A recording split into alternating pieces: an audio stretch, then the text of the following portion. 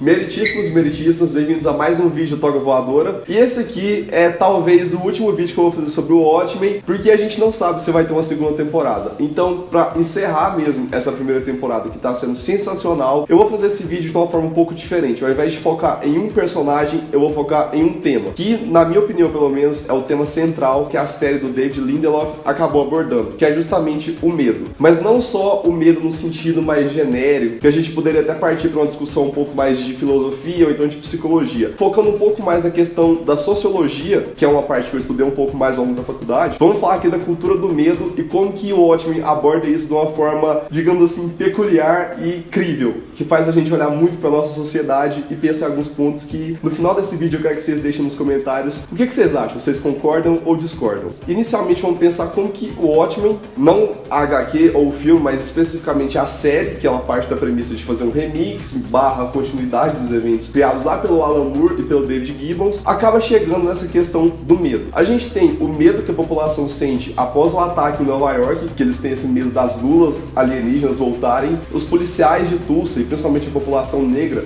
tem muito medo da chamada Noite Branca, que foi justamente uma retomada de poder dos supremacistas brancos que acabaram dizimando boa parte da força policial da cidade, e o medo acaba sendo essa paranoia que ronda todos os personagens da série. Esse medo, inserido como uma construção social, ele na sociologia é estudado na forma da cultura do medo. O que seria essa cultura do medo? Para pra pensar quantas vezes vocês não chegaram do serviço, ou então pararam na hora do almoço ali para assistir televisão, e você vê um telejornal, ou então um daqueles programas super sensacionalistas, abordando sempre questões como homicídios, tiroteios em escolas, o número crescente de furtos em algumas regiões metropolitanas, ou então casos de abuso familiar. Enfim, no geral, a sensação é de que o crime está dominando e está tudo dando errado. E a gente tem um número cada vez mais crescente de programas que tem essa veia jornalística focada justamente na violência urbana. A gente tem que pensar esses programas como um fenômeno social e ao mesmo tempo um fenômeno mercantil. Se você for olhar com atenção para esses programas, os apresentadores são cada vez mais estrelas. As pessoas reconhecem eles em outras redes sociais, Instagram, YouTube, não só limitado à televisão mais. E além disso, esses programas têm uma quantidade crescente de propagandas e anunciantes. Ou seja, aquele espaço ele tem uma audiência tão grande que muitas marcas estão voltando os olhos para aquele espaço ali da programação para justamente exibir seus produtos e fazer anúncios que custam caro. Ou seja, essa cultura do medo, na forma de uma construção midiática mesmo, ela tem um valor agregado ali, ela tem esse status de poderio mesmo. As pessoas olham para aquilo e se você tiver aquele espaço comprado,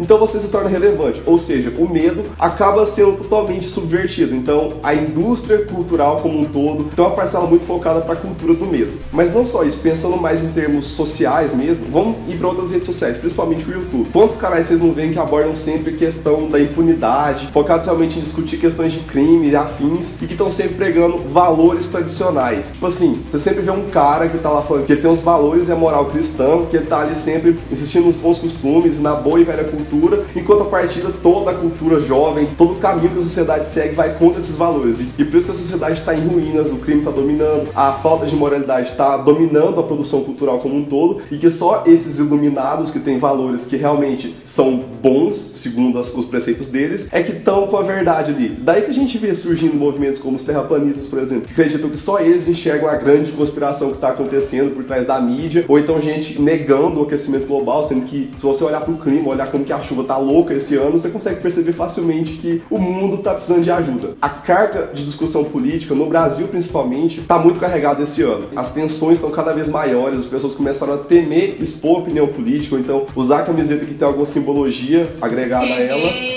nas ruas, ou então até mesmo em vídeos do YouTube comentando séries de herói. É um tipo de censura que não precisa de nenhum aparato repressivo de fato, é simplesmente através do medo. E o medo como uma ferramenta de dominação é uma coisa muito clássica que as ciências sociais, ciências políticas especificamente, sempre abordaram com certo destaque, porque desde Maquiavel, lá no seu O Príncipe, ele sempre falou, é melhor um líder ser temido do que amado, porque o líder amado, ele é facilmente abandonado pelo seu povo. Se você for um líder temido, é muito difícil que você perca o respeito dos seus súditos políticos e perca território também, porque você vai ser um líder influente tanto dentro quanto fora da sua terra. A gente sabe que o Brasil é um país violento, a gente sabe que a segurança pública no geral, em termos objetivos mesmo, pegando dados oficiais de instituições públicas mesmo, então das próprias corporações policiais, a gente vê que o número de crime está elevando cada vez mais, a gente vê realmente que as pessoas estão sendo mais agressivas, tanto em seus discursos quanto na sua postura ali no cotidiano, ou seja, o número de brigas nas ruas está aumentando cada vez mais, e a gente sabe também que o crime organizado é um problema, que a corrupção também é, mas a cultura do medo mora justamente na sensação que a gente tira disso tudo, porque uma coisa é a mídia abordar faticamente falando aquilo que está acontecendo, aquela realidade. A gente está falando aqui de uma sensação geral, porque se a mídia foca tanto nos casos de violência como se fossem casos gerais, e principalmente como se fossem casos naturais, excluindo todo o contexto social por trás de um crime, todos os eventos que levaram a algum acontecimento trágico, a gente acaba aceitando aquilo como a realidade social por si só. Isso acaba conduzindo a gente para um caminho muito perigoso, que é o de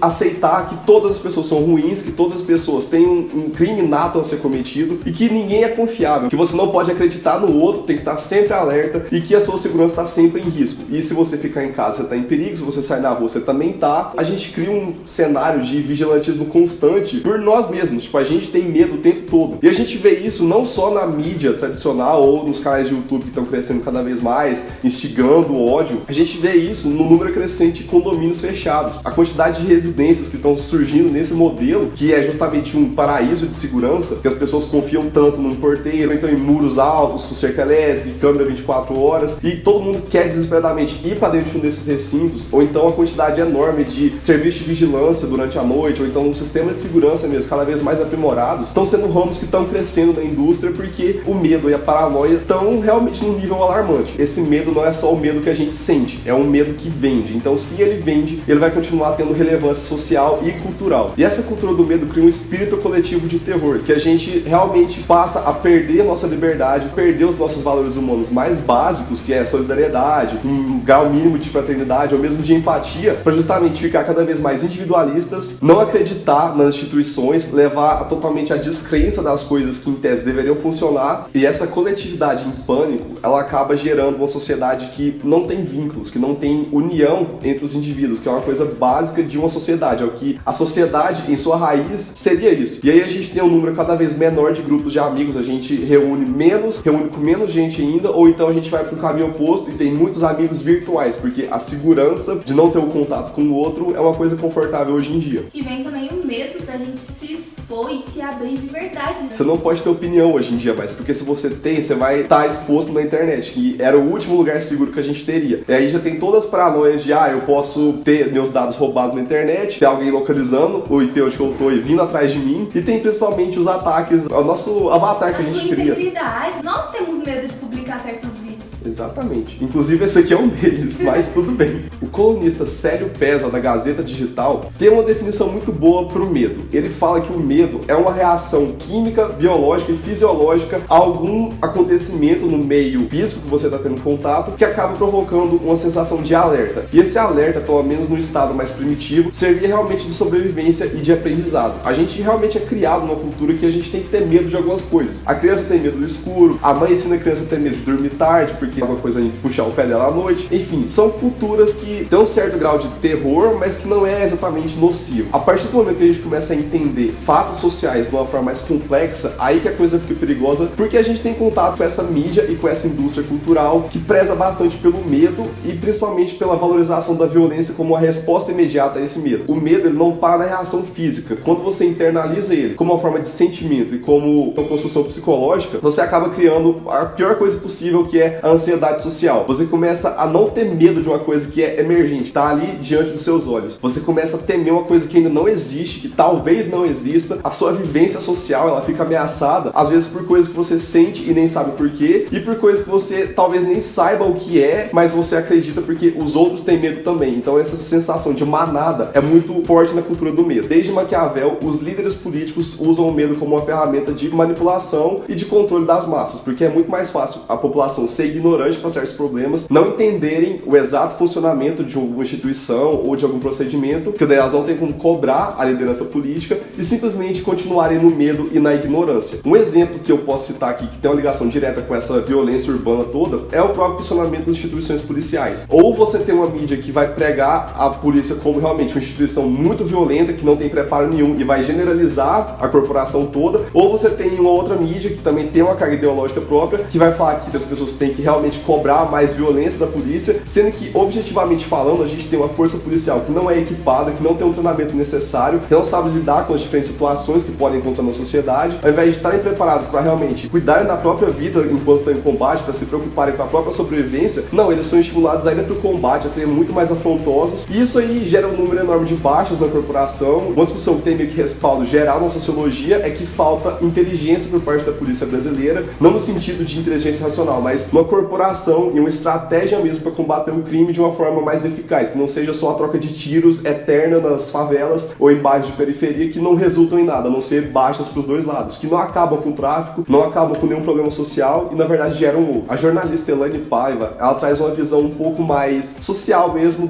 da questão do crime e da abordagem que ele recebe na mídia. O tempo todo a sensação que a gente tem é que se você for ali comprar um pão na padaria, alguém vai querer tirar seu dinheiro, alguém vai querer roubar todos os seus pertences. Não tem nenhum lugar que você possa usar um celular em público, a sua propriedade, a sua segurança pessoal e da sua família estão sempre em jogo. Você não tem paz e sossego em nenhum momento. Só que daí a mídia, abordando dessa forma, ela ignora uma série de fatores que levam a sociedade a realmente chegar nesse estado de violência social, de crimes constantes e crescentes, que o primeiro deles que ela aborda é justamente a cultura da necessidade, que a gente o tempo inteiro é exposto a publicidades, a propagandas que nos levam a querer coisas que a gente não precisava ter, e isso tem uma fetichização tão grande, essas mercadorias que a gente sabe que são obsoletas, que elas vão estar ultrapassadas daqui a alguns dias, mas a gente quer ter isso porque desde pequenos a gente estava vendo desenho, tá passando propaganda, tá na internet o tempo inteiro, eles estão direcionando a propaganda pro seu consumo, pro seu gosto pessoal, e isso daí, para pessoas que não têm condições sociais de ter acesso a esses produtos, é um dos fatores que levam os crimes a serem cometidos. Não tô falando que isso é uma justificativa, mas é um dos elementos, pelo menos internos do indivíduo, que leva ele a cometer um tipo de crime, como o furto ou o roubo. Essa necessidade de ter, é a necessidade de não ser alguma coisa, mas possuir coisas que vão dizer quem você é na sociedade. E outra coisa é a noção do outro na sociedade. É meio que descaracterizar a pessoa do criminoso. É como se aquele sujeito que cometeu um crime deixa de ser um ser humano. Ele não tem história pessoal, ele não tem família, ele não tem mais uma construção que levou ele até aquele ponto. É como se ele simplesmente brotou no mundo, saiu dali e foi direto pra maldade, pro ato nefasto que ele cometeu. Então a mídia, abordando isso de forma desumanizada, leva a gente a achar que o outro, que você não conhece nenhuma história por trás, ele sempre vai ser um inimigo em potencial, sempre vai ser um risco social pra sua própria vida. E é com essa cultura do medo que a gente aprende a não confiar nas coisas que existem dentro da sociedade. E eu tô falando aqui de instituições mesmo, de procedimentos sociais que foram criados a partir de construções históricas, como a própria justiça, o judiciário, que é o que eu tô mais familiarizado pra falar. Cada vez mais as pessoas desacreditam de juízes, de Ministério Público, Defensoria Pública, até a figura do advogado, porque sempre acham que são pessoas que estão ali para enganar os leigos e que cada vez mais o direito é inacessível, apesar de que hoje em dia qualquer pessoa consegue abrir uma lei ou então ter acesso a algum escrito sobre aquelas normas, aquelas decisões judiciais, apesar de que a faculdade de direito ainda é necessária para entender o contexto todo de qualquer produção jurídica, mas assim, em tese o direito era para ser acessível, é o que muitos autores sempre pregaram no direito, inclusive de escolas clássicas, sempre falaram que se o povo não conhece, não entende uma lei, não tem como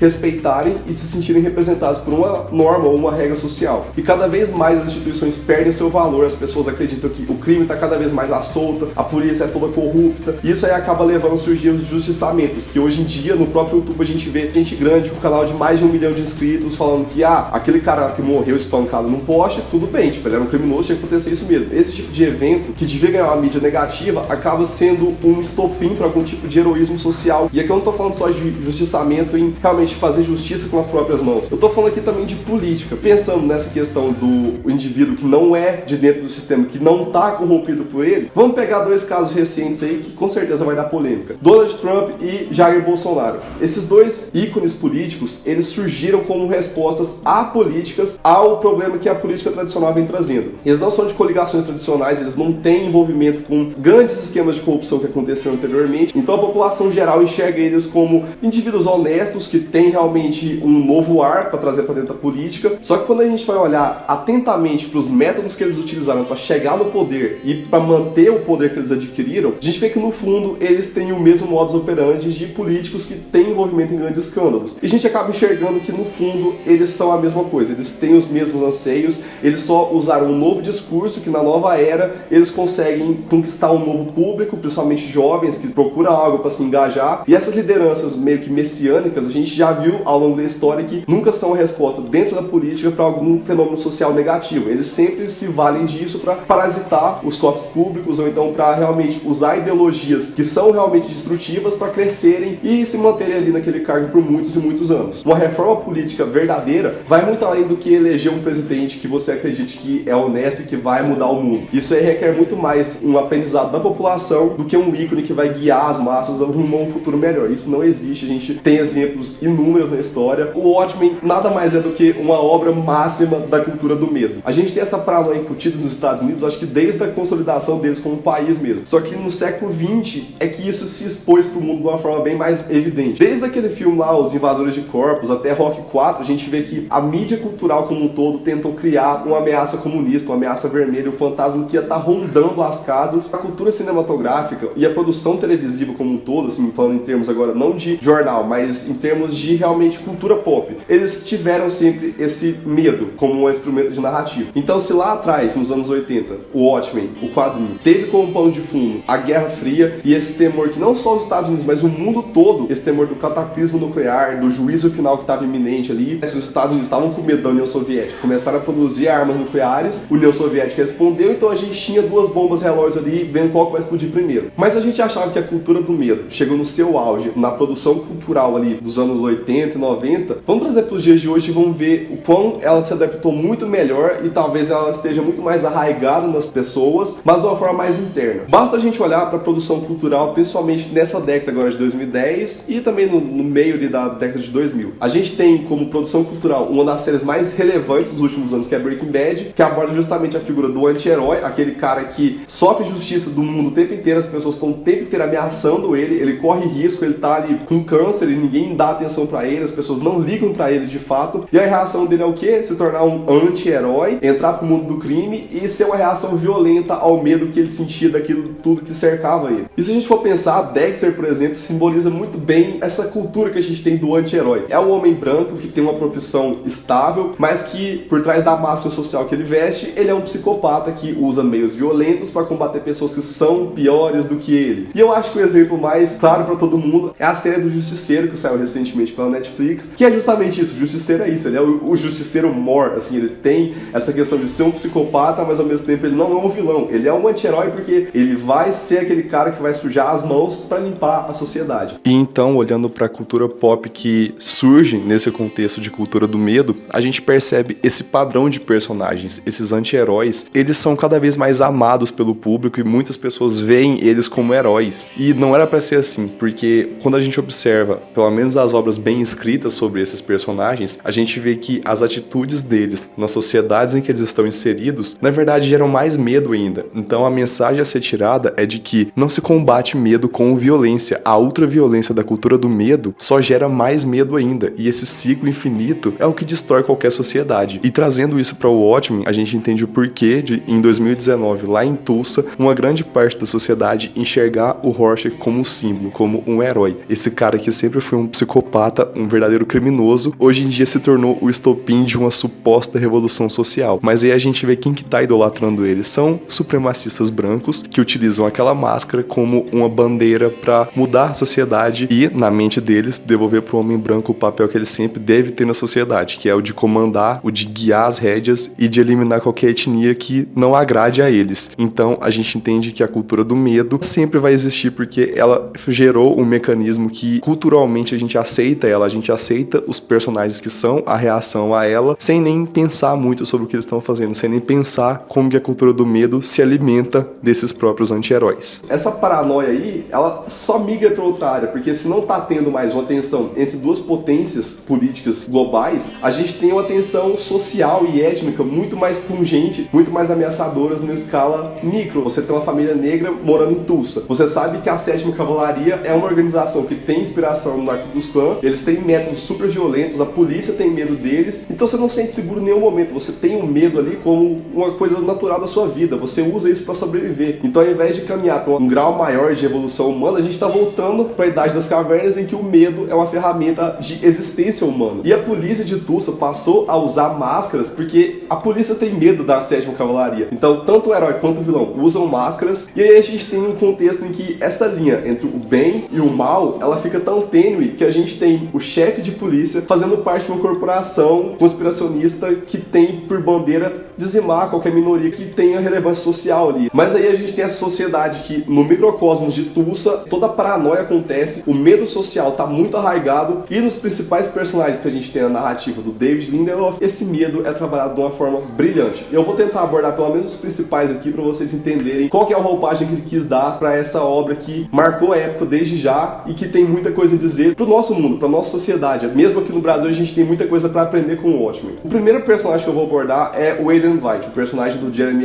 Irons, que é o Ozymandias. Tá, ele era lá um futurista, um cara que posava como um grande humanitário, que abandonou o manto de herói e a máscara que usava para fazer o bem através de suas empresas, mas que no fundo ele sabia que ele salvou o mundo de outra forma. Tá, ele foi lá, criou essa lua supostamente alienígena, lançou no centro de Nova York, 3 milhões de pessoas morreram, mas ele pensa o quê? Eu sujei as minhas mãos, eu vou segurar esse peso de ter aberto mão da minha moralidade, mas no fundo eu sei que eu salvei o mundo, apesar de ninguém saber disso. O Adrian tem um medo muito específico, que é o medo de ser esquecido, o medo de se tornar obsoleto. Ele até comenta no episódio 8, eu dei energia eólica para eles, energia solar, eletricidade sem fio, e eles continuam insistindo na velha energia nuclear. Ele sente que as pessoas não ligam mais para ele, então ele não faz falta nenhuma na nova sociedade do século XXI. Porque as pessoas já não têm medo mais do apocalipse nuclear, porque ele criou um apocalipse pior ainda, essa paranoia da lua alienígena, da coisa externa que vai acabar com todos nós. Ele queria ser um cara que seguia os passos dos faraós, ali do Ramsés II, queria entrar para a história como um grande salvador, acabou se tornando obsoleto porque ninguém sabe o que ele fez, e que se descobrissem o que ele fez, ele ia ser um vilão e não um herói da história. E quando o Dr. Manhattan oferece para ele o paraíso, aí que fica mais claro ainda. Quando ele passa a viver lá na Europa, que é a lua de Júpiter, ele simplesmente sente que o paraíso, que é perfeito, não precisa dele. Então ele quer o mundo ruindo no caos, porque daí ele vai ser necessário. O Wade, ele faz às vezes do profeta do fim do mundo, que é o papel que o Rorschach tem lá no quadrinho. Ele realmente parece até visualmente com o Rorschach, e o Wade, falando como o Wade cidadão, não o Looking Glass, como o policial mascarado, ele é uma vítima do Ozymandias. Ele tem traumas muito ligados ao evento da lula gigante. Ele primeiro tem problema com confiar em mulheres, porque naquela noite especificamente, que foi a noite mais traumática da vida dele, aquela garota do parque fingiu que ia dormir com ele, deixou ele sem roupa e fugiu. Mas aí quando ele sai e vê todo mundo morto pelo ataque da lula, ele sente que ele só sobreviveu por sorte, por um acaso, e até mesmo por um pecado que ele estava cometendo. Então o medo dele é justamente da volta da lula. Esse medo que ele tem é a paranoia de que o mundo ainda vai acabar. Só que quando ele começa a perceber que não tem mais um apocalipse tão evidente, um inimigo comum a todos, e que a sociedade está voltando a se dividir em grupos que estão em conflito, que estão conspirando um contra o outro, ele sente que ele não tem mais um motivo tão claro para lutar. E aí o medo dele é tão complexo que ele não consegue se desvincular disso, ele não consegue comer à noite na segurança da casa dele sem estar usando aquela máscara, porque ele pensa que se a lula voltar algum dia, aquela máscara que ele usa, que vai refletir qualquer ataque psíquico que ele possa sofrer. Ou então também, na hora que ele vai se livrar do sistema de alarme, ele simplesmente volta e pega, porque aquilo virou um elemento com carga emocional para ele depende daquilo para dormir à noite. Então a paranoia passou a fazer parte da pessoa que ele é. Agora o Will, falando especificamente dele como justiça encapuzada, eu acho que ele tem um problema muito forte de ter medo de ser quem ele realmente é. Ele tem medo de ser um homem negro, porque lá atrás, quando ele fazia parte da força policial de Tulsa, lá nos anos 40, a gente vê que ele não tinha poder nenhum, ele não podia fazer nada, ele era só mais um negro que estava ali para posar nas fotos de fim de ano para falar que a polícia não é racista. Quando ele vê as injustiças acontecendo, quando ele descobre dos Ciclopes atuando em Tulsa, ele não pode fazer nada como policial. E aí ele se veste como herói, mas ao mesmo tempo ele sabe que um homem negro usando uma máscara, naquela época, era só mais um bandido comum. Mas se fosse um homem branco, ele entendeu que a construção era diferente, que aquilo seria tratado como um herói. Então a gente tem um homem negro se pintando de branco para poder ser um herói e salvar a América. E acaba que o arco dele simboliza que o grande segredo dos heróis americanos é que o primeiro deles não é um homem branco, não é o Superman. É justamente um homem negro que se veste de branco porque o mundo não aceitava ele como ele é. Desde então ele tem muitos problemas de aceitação pessoal, ele não quer ser o Justiça Encapuzada. Ele o tempo todo tá ali querendo falar que, ó, eu posso ser um herói, eu posso estar do lado dos Minutemen, mas ao mesmo tempo eu não posso fazer o que eu preciso fazer para salvar a população. Eu não posso combater os supremacistas brancos, porque o que os Minutemen querem fazer é combater vilões que são midiáticos, que que tem um showzinho ali, que tem um aparato tecnológico e não os reais vilões da sociedade. E aí a gente vê que o Will, ao mesmo tempo que quer ser o herói, que tem ali o traje de justiça encapuzada, que na verdade tem seus problemas também, porque né, ele esconde o seu medo através da violência e é por isso que ele vira o vigilante. Acho que em nenhum momento ele se sente um herói de fato. Tentam fazer ele se sentir assim, mas quando ele para pra olhar no espelho, ele vê que ele sente vergonha dele mesmo. O grande medo do Will é se expor como ele é, de verdade. Esse é o grande trauma que simboliza uma coisa muito marcante para a população de Tulsa, que é essa população que teve que esconder a própria história porque lá aconteceu um dos piores massacres de brancos contra negros na história dos Estados Unidos e que só recentemente foi estudada pela história como uma disciplina acadêmica. A Lauren é um pouco mais complexa se a gente for pensar no que ela foi no passado. Ela era uma vigilante, a espectral. Tudo bem, ela atuou ali junto com os Crime Busters, mas ela teve problemas com o Dr. Manhattan, com o Coruja Noturna, e além disso ela tem problemas com os pais dela, que a mãe dela era a primeira espectral e que o pai dela era o comediante. Ela tem problema com as raízes que ela tem, porque o pai dela é uma ameaça, ela tem medo de quem que era o comediante, porque o cara abusou da mãe dela, então ela é fruto de uma relação totalmente destrutiva e tóxica, e ao mesmo tempo a mãe dela simboliza uma fragilidade que ela não quer aceitar pra ela. Mas ao mesmo tempo, como a gente viu, os pais acabam guiando pelo menos uma parte da personalidade que os filhos vão ter. Ela quer renegar isso ao máximo, e é por isso que hoje em dia ela não quer ter ligação nenhuma com os eventos que aconteceram lá nos anos 80. Ela vai pro extremo oposto, ao invés de continuar tipo neutra em relação aos vigilantes, como muitos aposentados fizeram, ela se torna agente da FBI para caçar vigilantes. Então ela não acredita na moralidade mascarada, ela encara isso com total apatia, porque ela acha que é tudo um bando de hipócrita, esses caras que querem salvar o dia. E ela até fala pra Angela no episódio 5, se eu não me engano, que as máscaras, sejam elas usadas pela 7ª Cavalaria ou pela força policial, só servem para esconder traumas pessoais, porque, né, heróis são assim, eles têm problemas que eles querem esconder do mundo, porque o herói não pode ser frágil, ele não pode ter emoções. Então, a máscara é mais do que uma ferramenta para esconder a identidade e proteger a família. É uma forma de, psicologicamente, o herói se blindar do mundo. E é isso que fica bem claro que ela sentia quando ela usava a máscara dela. Bom, agora chegando no Dr. Manhattan. Aqui vai ter spoiler do episódio 8, especificamente, e do episódio 7. Dr. Manhattan é o Cal, o esposo da Angela. Tudo bem, vamos entender o contexto dele. O cara era um humano normal, até que sofre um acidente com partículas de táquions, e ele vira realmente essa divindade, esse deus não oficial, que tem uma existência além do tempo, mas que, se a gente for analisar bem o que a série se aprofundou nele, a gente entende que o Dr. Manhattan, ou John, ele ainda é uma pessoa, de trás de todo aquele poderio ali, daquela forma azul brilhante que ele adotou hoje em dia, ele ainda é um indivíduo, ele só tá perdido no tempo e ele tem, na verdade, medo do tempo. Por quê? Ele se sente seguro existindo em todos os momentos da história, mas ao mesmo tempo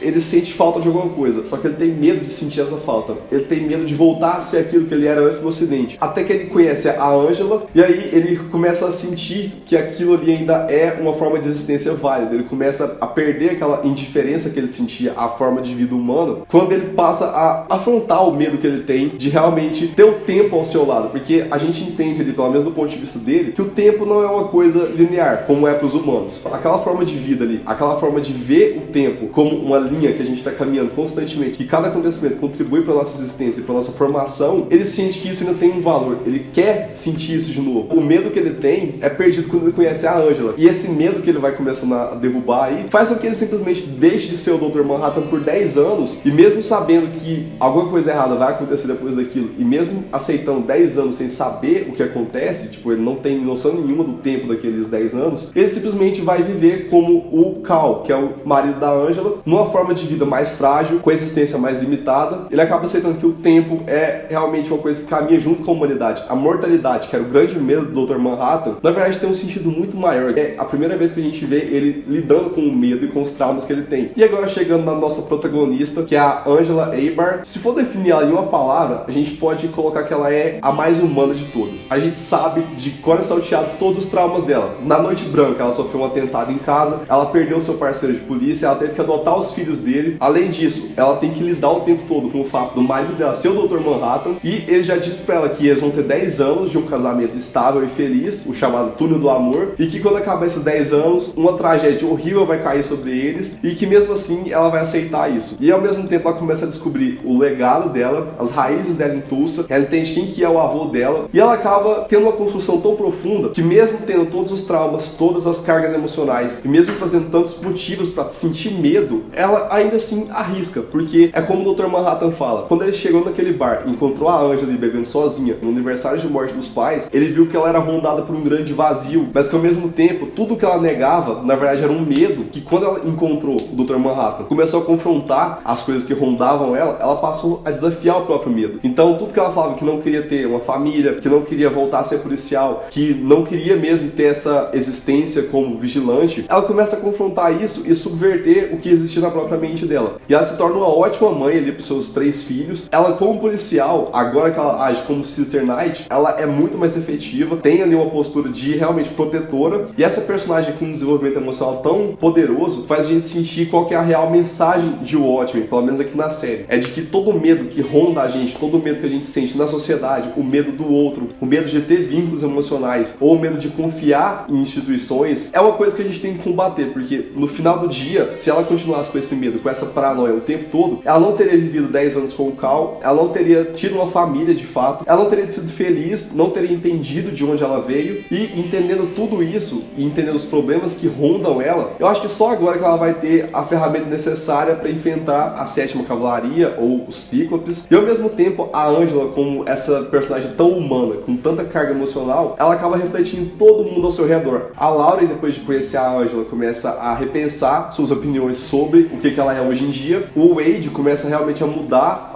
a forma como ele vê o papel dele na polícia, e até mesmo o Dr. Manhattan, que é um deus, ele muda toda a concepção de mundo dele a partir do momento que ele olha pra Angela e vê toda a história dela, tanto no passado quanto no futuro, e entende que é isso que inspira ele, é isso que faz ele voltar a acreditar na humanidade. Não é aquela indiferença que ele sentia lá nos anos 80, é isso que ele precisa hoje em dia, porque talvez ele tá sentindo que a vida dele, a existência como um deus, tá acabando, ele já viveu tanta coisa que ele nem tem mais um papel aqui. Então na reta final dele, talvez o papel que ele teria era aprender com a Angela e ao mesmo tempo ensinar muita coisa pra ela. E aí a gente vê como uma simples humana consegue mudar os cursos da história, que ela descobre que na verdade ela conduziu o avô dela, o Will, até a morte do chefe Jude ali, toda a eclosão dos eventos do começo da temporada em que o chefe de polícia morre, aí a Lauren vem pra investigar o que aconteceu, tudo tá rondando o desafio que a Angela fez pra si mesma, que é derrubar os medos que foram construídos ao redor dela. E eu acho que na verdade isso que faz dela uma heroína. Não que ela queira ser uma heroína, não que ela pose como uma, não que a roupa dela inspire heroísmo, mas na verdade os atos dela, a opinião dela e justamente as falhas fazem dela essa heroína que a gente quer tanto ver em Watchmen. Esse vídeo ficou gigantesco, espero que vocês tenham gostado, tenham chegado até aqui para ver a conclusão da discussão. E se vocês acham que o Watchmen, a série, inspira esse debate sobre medo, sobre construções sociais ao redor da cultura do medo e sobre essa superação de medo e volta a um estado de confiança, deixem aí nos comentários. Se você gostou do vídeo, deixe seu like também. Então,